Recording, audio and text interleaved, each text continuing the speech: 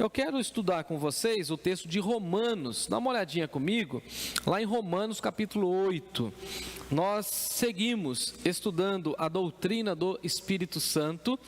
E algum tempo atrás eu ouvi um irmão de nossa igreja, com muita propriedade, nosso professor, falando que a doutrina do Espírito Santo era uma doutrina que ao longo da história da igreja cristã foi um tanto quanto deixada de lado, principalmente pós-reforma, porque esse tema levava as pessoas a um entendimento muito equivocado. Então, nós agradecemos a Deus pelos estudos que tivemos na escola bíblica dominical e todos os estudos que nós colocamos na agenda da nossa igreja na escola bíblica, eles também fazem eco aqui no culto de oração. Então, por isso nós seguimos estudando a doutrina do Espírito Santo. E muitas pessoas têm nos relatado, falado a esse respeito, e nós também dessa maneira seguiremos nessa noite falando a respeito da doutrina do Espírito Santo. Eu estou em Romanos capítulo 8 e leio a partir do versículo 12, de 12 a 17. Diz assim o texto sagrado: assim, pois, irmãos, somos devedores, não à carne, como se constrangidos a viver segundo a carne, porque se viverdes segundo a carne, caminhais para a morte, mas se pelo Espírito mortificardes os feitos do corpo, certamente vivereis. Pois todos aqueles que são guiados pelo Espírito de Deus são filhos de Deus, porque não recebestes o espírito da escravidão para viverdes outra vez atemorizados, mas recebestes o espírito de adoção, baseado no qual nós clamamos: Abba, Pai. O próprio Espírito testifica com o nosso espírito que nós somos filhos de Deus. Ora, se somos filhos, somos também herdeiros, herdeiros de Deus e co-herdeiros com Cristo. Se com Ele sofremos, também com Ele seremos glorificados. Ore comigo mais uma vez. Senhor Deus, que a Tua palavra seja a luz à nossa vida, à nossa mente e ao nosso coração. Ilumine, ó Deus, a nossa jornada com a Tua palavra e a nossa oração em nome de Jesus. Amém. Gente bonito, meu tema hoje é: o Espírito testifica que somos filhos de Deus. Hoje nós vamos estudar a segurança que podemos ter pelo fato de que nós somos filhos de Deus. Em nossa cultura brasileira tem um ditado popular que diz o seguinte: olha, todos nós somos filhos de Deus. Eu sempre digo isso porque sempre quando morre uma personalidade em nossa nação, os jornalistas vão dizer logo assim: olha, podem ficar tranquilos, essa pessoa está com Deus, todos nós somos filhos de Deus, independentemente do que a pessoa fez, independentemente da forma como ela viveu. O que paira sobre a nossa cultura brasileira é o seguinte: olha, não importa muito o que você fez, como você viveu, como você chegou até aqui, o que importa mesmo é que você é filho de Deus. Então todos nós somos filhos de Deus, ao passo que a Bíblia fala para nós uma outra realidade. A Bíblia vai mostrar para nós que nem todas as pessoas são de fato filhas de Deus. E eu gosto muito da expressão de Jesus, quando ele diz que todos quanto os receberam, ou seja, receberam a Jesus, acolheram a mensagem do Evangelho, tantos quantos o receberam, deu-lhes o poder de serem feitos filhos de Deus, a saber, aqueles que creem no seu nome. Então nós nos tornamos filhos de Deus quando nós passamos a crer no nome de Jesus e acolher o nome de Jesus como o único Senhor na nossa vida. Isso está lá no livro de João, capítulo 1, versículo 12. Então todos nós somos criaturas de Deus e nós nos tornamos filhos no momento e no ato em que nós confessamos o Senhor Jesus como nosso Senhor e Salvador. Então veja que Jesus vai também falar para nós que o Espírito Santo, o Consolador, é aquele que nos levaria a confessar a Jesus que ele convenceria todos nós dos nossos pecados, da justiça e do juízo, e dessa forma o entendimento bíblico é que uma pessoa se torna filha de Deus por meio da atuação do Santo Espírito. Então veja, ninguém pode falar que é filho de Deus ou filha de Deus por uma questão natural. Afinal de contas, a Bíblia vai mostrar para nós que todos nós nascemos em pecado, nascemos já contaminados por essa herança que veio lá de Adão, e se essa herança de pecado veio por Adão, nós temos a outra herança, que é a herança da salvação revelada em Cristo Jesus. Então, se nós tivermos o nosso nascimento natural, o nosso nascimento na carne, e esse nascimento já nos conduz a uma vida pecaminosa, quando nós confessamos o Senhor Jesus, nascemos do Espírito, nós nos tornamos o quê? Filhos e filhas de Deus. Tudo isso para a gente entender essa argumentação que Paulo vai colocar aqui. Então, veja, Paulo está recuperando aquilo que Paulo disse quando Jesus disse que o Espírito Santo nos convenceria do pecado, da justiça e do juízo, e nesse momento então nós somos considerados filhos e filhas de Deus. Veja que esse entendimento é muito interessante, porque o próprio apóstolo João vai dizer o seguinte para nós: vede que grande amor nos tem concedido o Pai, a ponto de sermos chamados filhos de Deus. Então, o amor de Deus, ele é provado, ele é revelado a nós, e a expressão de João é o seguinte: vede que grande amor Deus tem revelado a nós pelo fato de nós sermos considerados seus filhos. Então nós somos agora chamados de filhos de Deus. E é muito interessante que o próprio apóstolo Paulo também vai ratificar essa expressão lá em 1 Coríntios capítulo 12, versículo 3, dizendo o seguinte: ninguém que fala pelo Espírito de Deus afirma anátema Jesus. Por outro lado, ninguém pode dizer Senhor Jesus, senão pelo Espírito Santo. Então, nós somos levados a confessar o Senhor Jesus e assim nos tornar filhos e filhas de Deus pela atuação do Santo Espírito. E é esse Espírito que vai testificar no nosso coração que de fato nós somos filhos e filhas de Deus. Então, ninguém é conduzido a Jesus, senão pelo Espírito, e esse Espírito está trabalhando em nós. Então nessa noite eu quero colocar para vocês ao menos 3 pontos aqui da obra que o Santo Espírito faz, atua, trabalha no nosso coração, e eu espero que você me acompanhe nessa exposição e que você seja edificado para a honra e glória do nome do nosso Senhor. O relógio está aqui na minha frente, pode ficar tranquilo que eu vou seguir esse tempo que nós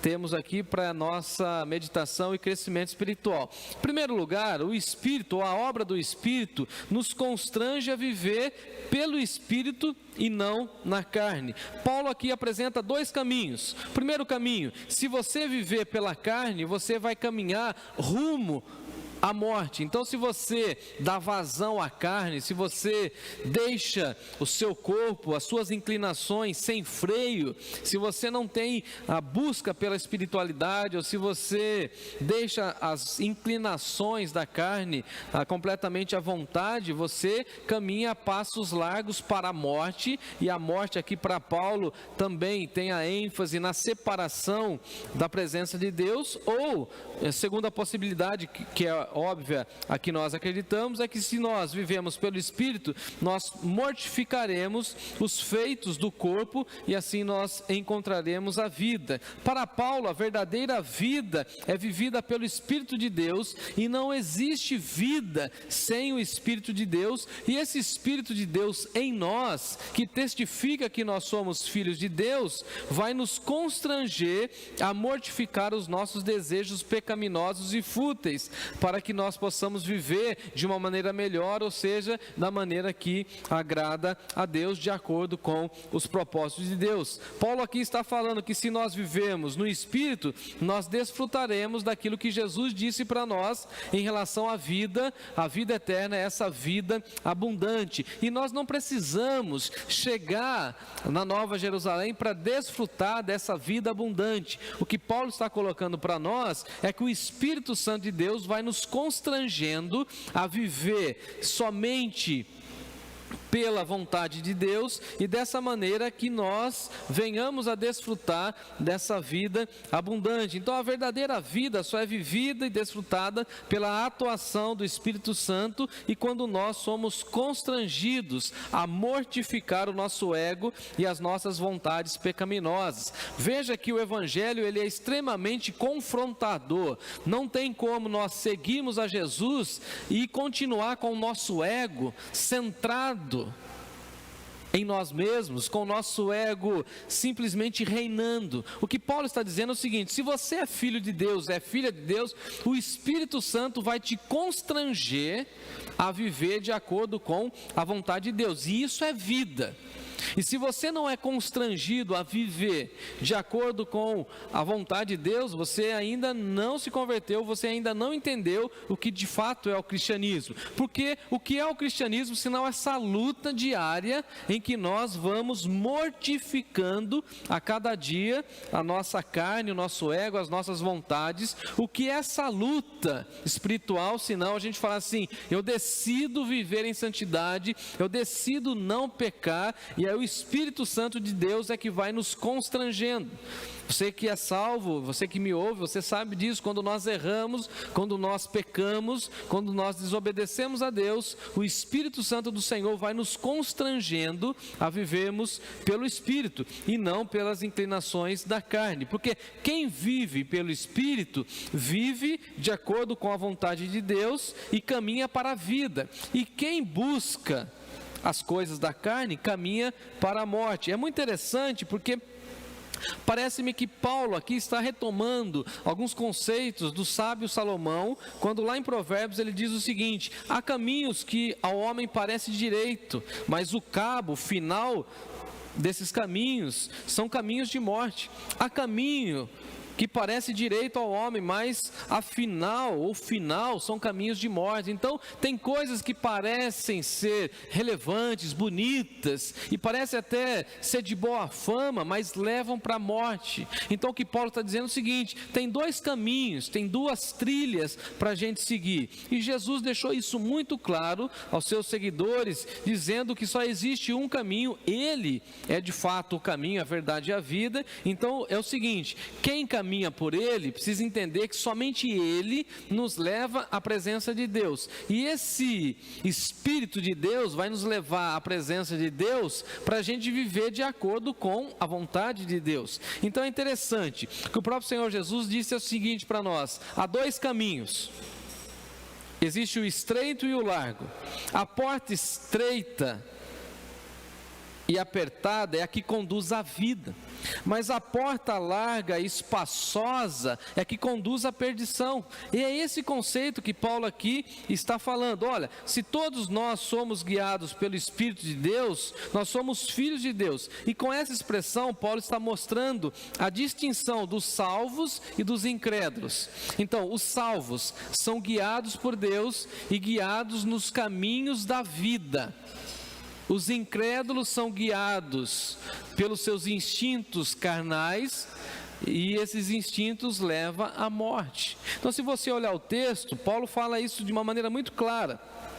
Versículo 13: porque se viverdes segundo a carne, ou seja, se você fizer tudo do jeito que você quer, saiba disso, você caminha para a morte. Mas se você viver pelo Espírito, você precisa mortificar os feitos do corpo, e certamente você vai viver. Então, parece até contraditório, mas ele está falando o seguinte: olha, você precisa matar os seus desejos pecaminosos, porque isso é vida.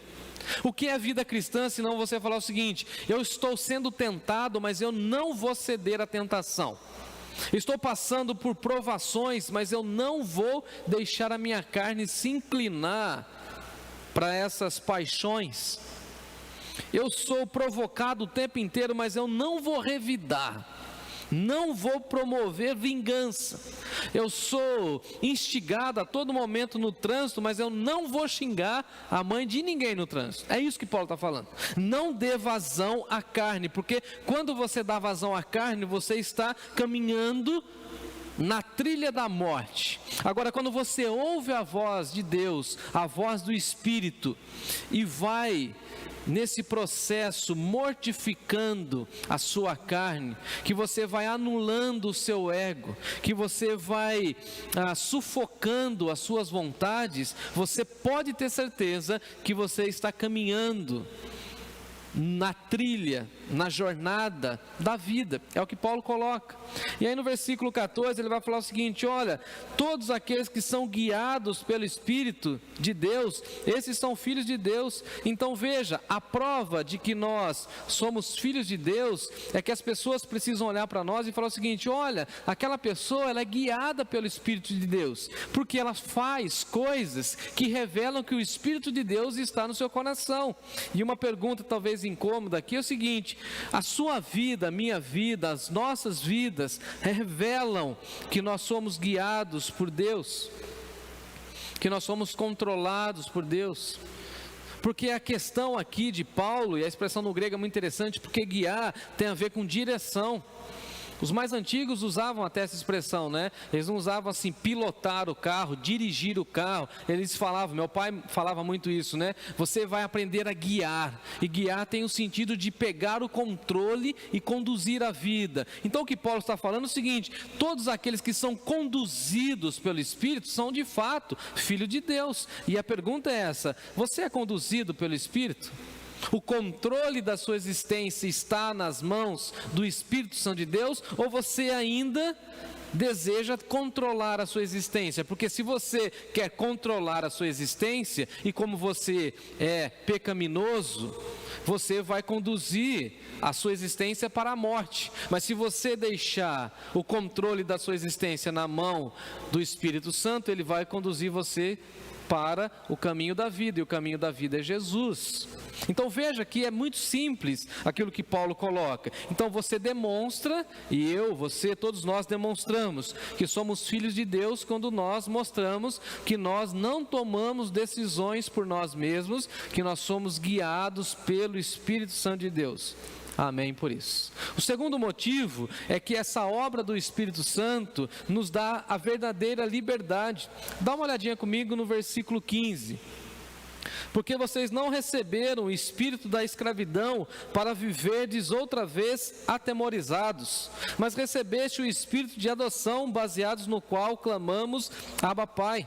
Muito se fala nos nossos dias sobre a liberdade, mas poucos sabem o que de fato é liberdade. A verdadeira liberdade só é desfrutada pelos filhos e filhas de Deus, que são livres espiritualmente falando. Jesus veio para pôr em liberdade os cativos e promover a libertação. Essa era a profecia de Isaías, e que o próprio Senhor Jesus disse que ele cumpriu essa profecia de Isaías quando ele veio aqui entre nós para colocar e pôr em liberdade os cativos e promover a libertação. Então, se tem uma obra que Jesus veio fazer e realizar, e nós falamos um pouco sobre isso no Natal, é promover libertação, é nos livrar das obras de Satanás. Então, louvado seja Deus por isso. Então, o que é liberdade segundo a Bíblia? É um conceito diferente desse conceito em que nós acompanhamos na nossa sociedade. Um texto que ficou muito famoso alguns anos atrás, e Jesus disse assim: conhecereis a verdade vos libertará. Em verdade vos digo, palavras de Jesus, todo aquele que comete pecado é escravo do pecado. Então é nesse contexto que Jesus está falando: olha, o pecado, ele te escraviza. Quando você peca, você vira refém. E ninguém peca uma única vez. Outro dia Timóteo falou isso para mim: pai, tem como pecar uma vez só e nunca mais pecar? Eu falei: não tem, filho. Porque o pecado, ele é viciante, ele escraviza, ele aprisiona a pessoa. Então quem está aprisionado no pecado precisa conhecer a verdade. E a verdade é Jesus. E quem conhece a verdade liberta. E aí o próprio texto vai dizer o seguinte na sequência: que se de fato nós conhecermos o Filho vai nos libertar, ou seja, Jesus é quem nos liberta e verdadeiramente seremos livres. Ao passo em que Paulo, o apóstolo, conhecendo essa verdade, vai dizer o seguinte: ora, o Senhor é Espírito, e aonde o Espírito do Senhor está, aí há liberdade. Então nós precisamos entender que liberdade é ser completamente libertos no sentido de não ter mais nenhum vínculo com o pecado. Liberdade é a gente viver longe das garras de Satanás. E uma vez livres da condenação do pecado e na luta para vivermos em santidade, nós gozamos dessa liberdade que o Espírito Santo nos dá. Então nada mais nos aprisiona, é o que ele coloca aqui no capítulo 8, versículo 1. Nenhuma condenação há para aqueles que estão em Cristo Jesus. Então a graça de Deus nos libertou e agora verdadeiramente nós somos livres. E agora podemos fazer da nossa vida aquilo que o próprio Senhor espera que façamos, que vivamos. Então, nós agora guiamos a nossa jornada, não por nós mesmos, mas o Espírito que guia a nossa jornada e Ele vai dando a direção. Então, liberdade para depositar a nossa vida, o nosso futuro nas mãos de Deus.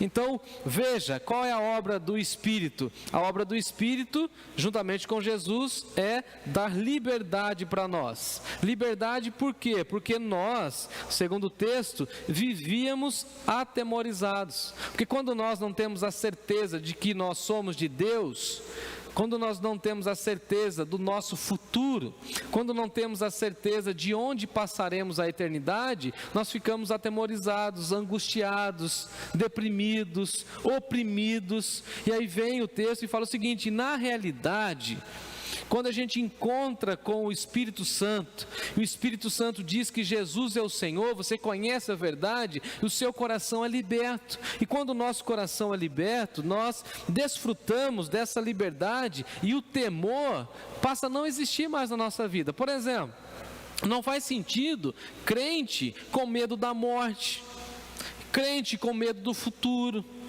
crente com medo de situações adversas, de crises financeiras, de sustento. Isso não faz parte, ou não deveria fazer parte do nosso vocabulário ou dos nossos pensamentos.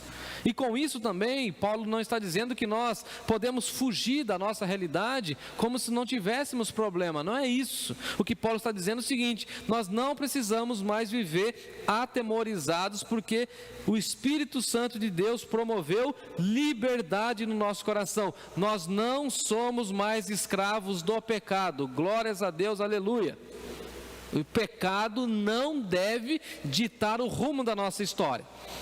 Quando a gente conversa com as pessoas, a gente percebe isso. Quando a pessoa fala o seguinte: não, eu sou assim, eu ajo assim, é muito previsível e tal, se eu fizer isso e tal. Não, eu era assim, eu já fui assim.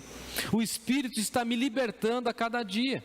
E nós precisamos entender que essa obra do Espírito acontece todo dia, porque afinal de contas o Espírito Santo de Deus é uma pessoa que está trabalhando no nosso coração todo dia, todo santo dia. E veja o que Paulo coloca: e nós não recebemos o espírito de escravidão, nós recebemos o espírito de liberdade. Nós recebemos o espírito de adoção.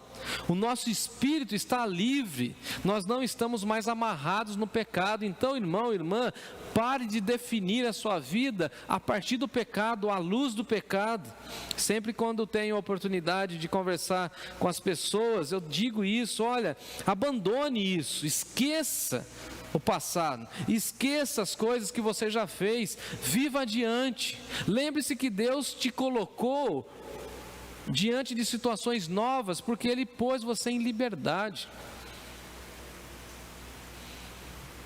Eu gosto muito de pássaros e vocês sabem disso, mas uma vez eu fui cuidar dos passarinhos do meu pai, e num vacilo ali de trocar a comida e colocar ali o bebedouro, não me lembro o que e tal, o passarinho veio e fugiu. Tudo o que ele queria era o que? Liberdade. E aí então eu coloquei a gaiola perto, chamei ele, sabe que ele voltou? Ele fugiu. Nós precisamos lembrar disso, nós fugimos das mãos de Satanás, nós saímos da gaiola da religião, nós somos livres, e o nosso espírito é um espírito de adoção, nós somos filhos de Deus, Ele nos chamou para perto. Deus nos ama tanto a ponto de nos adotar. E veja que a doutrina da adoção é linda. O apóstolo Paulo trabalha muito com essa temática aqui dentro do livro de Romanos. E a adoção indica uma nova relação familiar com direitos, responsabilidades e privilégios. Eu tenho vários amigos que adotaram crianças. E quando eles fizeram essa adoção e trouxeram essas crianças para o convívio da família, eles disseram o seguinte: olha, vocês têm todos os direitos, vocês são filhos, logo vocês vão desfrutar da herança, mas todos vocês têm responsabilidades, têm privilégios. Em outras palavras, nós que somos gentios, que não temos uma herança de nascimento e de ligação com Abraão, nós somos adotados e Deus nos ama, e por isso nós fazemos parte do povo de Deus. Não precisamos de vínculo com o povo de Deus do passado, não precisamos de vínculo com Abraão, nos tornamos filhos de Abraão pela fé. Louvado seja Deus, fomos inseridos, fomos agregados, fomos acolhidos no reino de Deus, e o nosso espírito clama, o nosso espírito só tem uma oração: Abba Pai, Pai querido. E essa expressão é uma expressão de gratidão e de louvor. Então veja, a obra do Espírito é nos libertar da escravidão e dar para nós uma nova canção. Qual que é a nova canção? Pai querido. Por isso que a nossa relação, a partir da leitura de Jesus, é orar ao Pai nosso que estais no céu. É o Pai. E se Ele é Pai, irmãos e irmãs, confiemos no seu cuidado, confiemos na sua provisão, e que a sua oração seja somente essa: Pai, o Senhor sabe que eu preciso. Pai, estou aqui como filho, cuida de mim. Pai, eu suplico a tua intervenção. Pai, vigia a minha vida. Pai, não me deixes cair em tentação. Pai, me socorra quando as minhas pernas forem fraquejar. Pai, me sustenta nessa sociedade tão pervertida e corrupta. Pai, tenha compaixão de mim. Pai, se possível, passe de mim esse cálice. Em terceiro lugar, a obra do Espírito nos dá a certeza da nossa filiação. Isso aqui é muito importante. Nós sabemos que somos filhos de Deus pela obra do Espírito Santo no nosso coração. Explico, dá uma olhadinha comigo, verso 16. O próprio Espírito testifica com o nosso espírito de que nós somos filhos de Deus. Isso aqui é muito interessante, porque essa expressão testificar é dar testemunho, é confirmar. Então veja, o Espírito Santo confirma no nosso espírito que nós somos filhos de Deus. Lembrando que nós estamos num corpo, mas nós somos o quê? Uma alma. Quando Deus cria o Adão, o bonequinho do barro, vem o Espírito de Deus e sopra nele o quê? Fôlego vivente, a alma. Então, o Espírito de Deus comunica com o nosso espírito, ou seja, vai confirmando. Dia desse, Timóteo, eu e Natália estávamos no ambiente e aconteceu uma situação muito inusitada, e Timóteo olhou para mim e eu olhei para ele, e somente com aquele olhar, ele entendeu o que eu estava falando, ele ficou quietinho, e quando nós saímos, ele falou assim: papai, eu pensei isso, isso e isso, e eu falei: cara, eu pensei a mesma coisa. Eu falei: um dia eu vou usar isso como ilustração. Isso foi o quê? Testificação. Aquilo que eu estava pensando confirmou naquilo que ele estava pensando. Agora, por que que isso aconteceu? Porque eu sou o pai dele, conheço ele e sei como ele pensa. Logo, ele, como é meu filho e convive comigo, ele sabe como eu penso. Então, aquilo que eu estava pensando confirmou nele, e aquilo que ele estava pensando confirmou em mim. E é isso que acontece com a atuação do Espírito Santo. O Espírito Santo vai confirmando, é Ele que vai mostrando e dando segurança de que nós somos filhos e filhas de Deus. E aí as pessoas que às vezes não temem a Deus ficam falando o seguinte: mas como que eu posso ter certeza? Eu falei: meu filho, minha filha, se você for de fato filho de Deus, você não tem dúvida, porque o Espírito confirma, Ele testifica, Ele sela, Ele marca o seu coração. Aí você fala assim: eu por mim mesmo não poderia tomar essa decisão. Aí você fala assim: foi o Espírito Santo de Deus que confirmou. Eu estava com suspeita de alguma traição no trabalho, no convívio familiar, mas o Espírito vai e testifica. Isso é discernimento. Agora, só tem discernimento quem anda com Deus e quem ouve a voz do Espírito. Então o que Paulo está falando é o seguinte: olha, o próprio Espírito, o Espírito Santo de Deus que habita no seu coração, lembrando que nós já estudamos que nós somos o templo do Espírito Santo, então o Espírito Santo está em nós e a todo momento ele vai testificando que nós somos filhos de Deus. Por exemplo, eu sou casado com Natália, então se eu brigar com a Natália, se eu for rude com ela, agressivo com ela, o Espírito Santo de Deus que mora em mim e que mora nela vai testificar e vai confirmar que isso é coisa boa? Claro que não. Agora, por exemplo, se eu abraçá-la, se eu demonstrar carinho, se eu honrá-la, ela está olhando para mim aqui, né? Se eu comprar um bombom, uma flor, aí o Espírito Santo fala assim: é isso mesmo, isso é confirmação, isso é, essa expressão aqui, testificar. Se eu for, por exemplo, violento na correção com Timóteo, o Espírito Santo não testifica. O Espírito Santo vai falar assim: olha, Jefferson, essa repreensão aí não revela que você é filho de Deus, hein? Então, se arrependa. Agora, se eu corrigir de uma maneira bíblica, meu filho, o Espírito Santo vai falar assim: porque você ama, você está corrigindo, então, isso está certo. Então, está testificando que você é um filho de Deus. Não sei se vocês entenderam essa expressão, testificar. E aí, como nós recebemos essa confirmação de que nós somos filhos de Deus e pela adoção gozamos de todos os privilégios e de todos os direitos, nós agora entramos na parte final, que é muito bonita, com a qual eu vou fechar aqui a minha fala, que é da herança. Olha o raciocínio de Paulo, versículo 17. Ora, se somos filhos, somos também herdeiros, porque o filho, automaticamente, ele é herdeiro de tudo aquilo que o pai tem. E é por isso que às vezes eu falo isso e as pessoas às vezes não entendem, porque nós somos filhos do Deus Todo-Poderoso, do Deus rico no ouro e na prata. Nós somos herdeiros do Deus rico em graça e misericórdia. Tudo de Deus é nosso. De quem é o mar? De quem é a obra criada? De quem é toda a criatividade, senão de Deus? Então, somos herdeiros de tudo isso. E por isso desfrutamos, inclusive, da tecnologia agora, que nos aproxima, porque isso faz parte dessa herança de Deus. Nós somos herdeiros de Deus e co-herdeiros com Cristo. Isso aqui eu acho fantástico, porque como filhos de Deus, nós desfrutamos de uma herança que não é nossa. Nós somos adotados.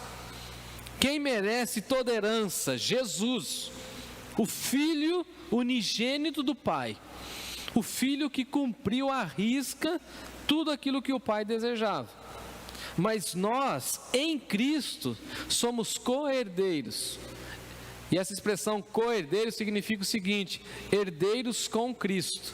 Então Cristo vai herdar todas as riquezas de Deus e nós, por conta do sacrifício de Jesus, seremos co-herdeiros com Ele.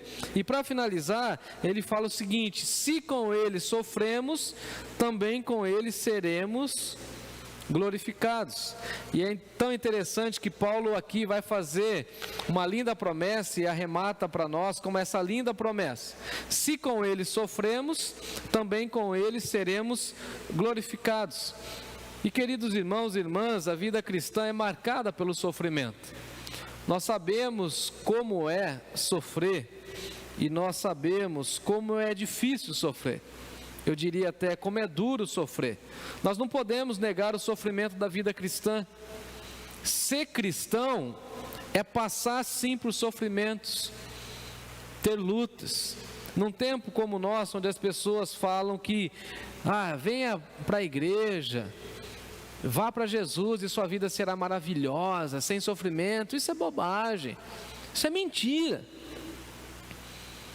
O que Paulo disse a Timóteo, por exemplo, é o seguinte: aqueles que querem viver piedosamente, querem manter uma espiritualidade sadia, serão perseguidos. Se você se diz cristão, você será perseguido pelos seus vizinhos, pelos seus familiares, pelas pessoas que trabalham com você. Você vai ser perseguido, você vai sofrer perseguição, você vai sofrer nessa vida, não tenha dúvida. E Jesus disse que nós seríamos bem-aventurados, deveríamos exaltar a alegria por sermos perseguidos, por sermos completamente zombados, enfim, sem problema nenhum.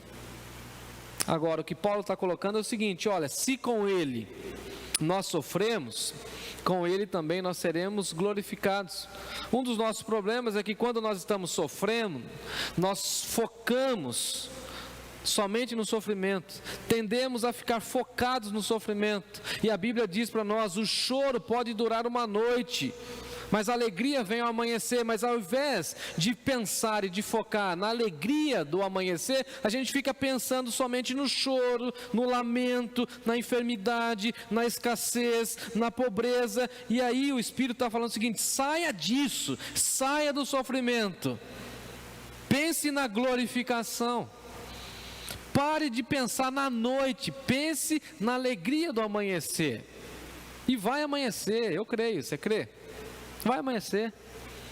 Eu passei mais de 2 anos passando aquele momento dificílimo, mas com a esperança latente no coração que iria amanhecer. E da virada de 2022 para 2023, todo mundo está falando que eu estou um pouco diferente, e assim, amanheceu para mim. Amanheceu. Se com ele nós sofremos, com ele seremos glorificados. Paulo, escrevendo a Timóteo, disse o seguinte: se morremos com ele, também com ele viveremos. Se estamos sofrendo com Jesus, melhor seremos quando nós formos glorificados com ele.